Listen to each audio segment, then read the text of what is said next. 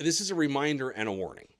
Tomorrow, Americans from Baltimore to Bakersfield will participate in more than 2,500 No Kings protests, not as Democrats, not as Republicans, but as citizens, answering what 7 out of 10 Americans now believe to be a constitutional crisis.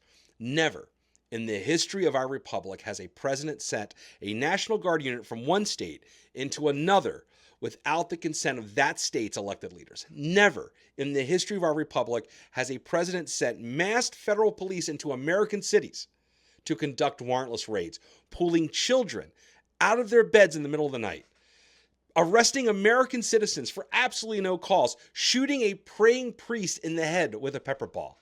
Never in the history of our republic has a president shut out the legitimate press from both the White House and the military. And never since the Civil War have we been this close to a total breakdown in constitutional order.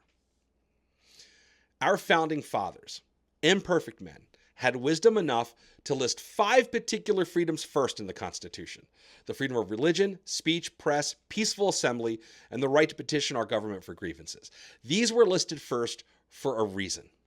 From women's rights to civil rights to peace movements, we have used these freedoms to make good change in our country. In 1970, more than 20 million Americans marched in the first Earth Day protest. That was 10% of our population of the time, peacefully assembled.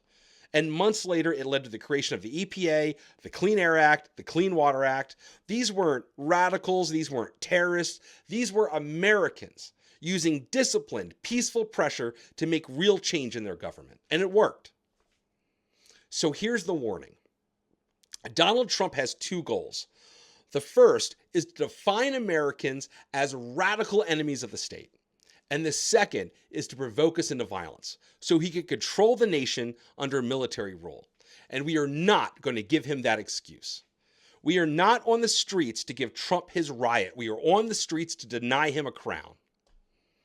And tomorrow might be the largest protest in American history. Millions of Americans standing shoulder to shoulder, defending our Constitution without firing a shot or swinging a fist.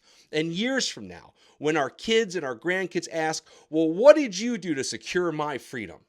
We can say, I stood up, I spoke out, and I did it peacefully. Not because I was afraid to raise my fist, but because I wouldn't give a tyrant a war that he wanted. And as a veteran, I am deeply honored to walk the streets of America with you tomorrow as we hold the line together, as we hold it peacefully. I'll see you there.